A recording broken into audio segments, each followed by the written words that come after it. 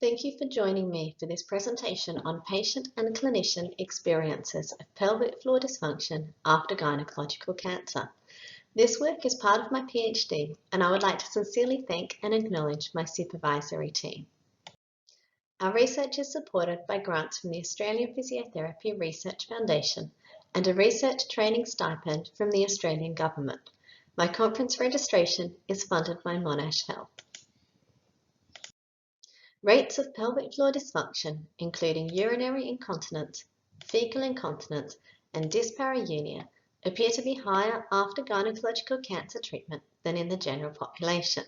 In addition, the cancer diagnosis and treatment journey is likely to present unique barriers to access to and uptake of pelvic floor assessment and treatment.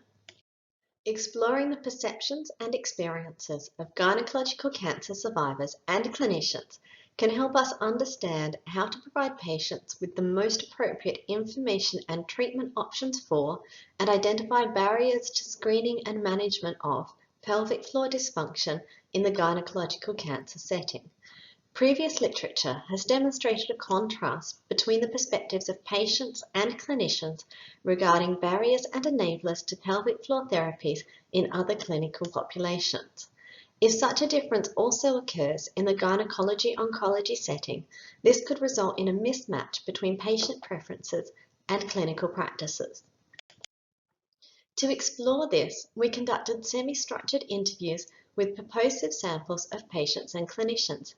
Interviews were audio taped and transcribed, and we used open coding of transcripts to generate codes, which we then grouped into themes and further developed in group discussion.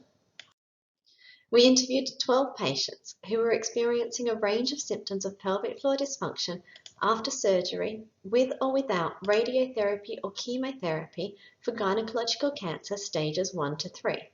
The time since cancer treatment ranged from 1 week to 31 years, allowing us to explore short and long-term impacts and perspectives. We also interviewed 13 doctors and nurses working in medical, radiation, and surgical gynecology-oncology. 3 main interrelated themes emerged. 1. Experience with symptoms, screening, disclosure, and management of pelvic floor dysfunction. What did happen? 2. Barriers and enablers in the gynecology-oncology setting. And 3. What patients and clinicians think should happen for screening and management of symptoms of pelvic floor dysfunction. Some of the most dramatic accounts of patient experiences included complete loss of bladder control during chemotherapy treatment, fear of entering new relationships due to vaginal pain, and fecal incontinence after radiotherapy. Patients described self-management and coping strategies that they had developed independently, such as staying near toilets, using pads, reducing water intake to reduce urinary incontinence, and increasing fibro fluid intake to reduce constipation. In contrast, clinicians identified a range of therapeutic options, including vaginal dilator therapy and pelvic floor muscle training, and identified types of specialized clinicians who could provide further treatment. Clinicians reported that they usually only discussed likely symptoms of pelvic floor dysfunction with specific patients prior to treatment, such as younger patients and those having radiotherapy or extensive surgery. Many barriers that were identified by both patients and clinicians related to the challenges of attending appointments and funding appointment-related costs for patients who may be busy, unwell, emotionally distressed, or facing financial difficulty. Barriers related to health service systems were also identified. Discontinuity of care was identified by patients and reflects hospital staffing systems, while limited access to specialized clinicians reflected fragmentation of care between different clinical areas. Integrated multidisciplinary services that provide specific pelvic floor or continence, nursing or physiotherapy care were identified as a potential solution to overcome many of these barriers. Both patients and clinicians acknowledged that cancer treatment was their priority. However, they also identified missed opportunities for screening for pelvic floor dysfunction throughout the gynecological cancer journey, and that missing these opportunities could potentially prevent or delay symptoms from being identified or treated. Patients felt that information should be provided to all women diagnosed with gynecological cancer.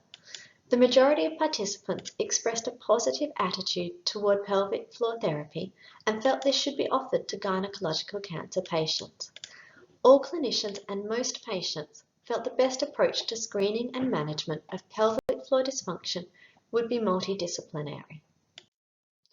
This is the first study to explore the perspectives of both patients and clinicians regarding screening and providing information for pelvic floor dysfunction in the gynecological cancer setting. Our findings indicate that it may be beneficial to provide gynecology-oncology patients with information about symptoms and management of pelvic floor dysfunction, with patients preferring to receive this information prior to cancer treatment.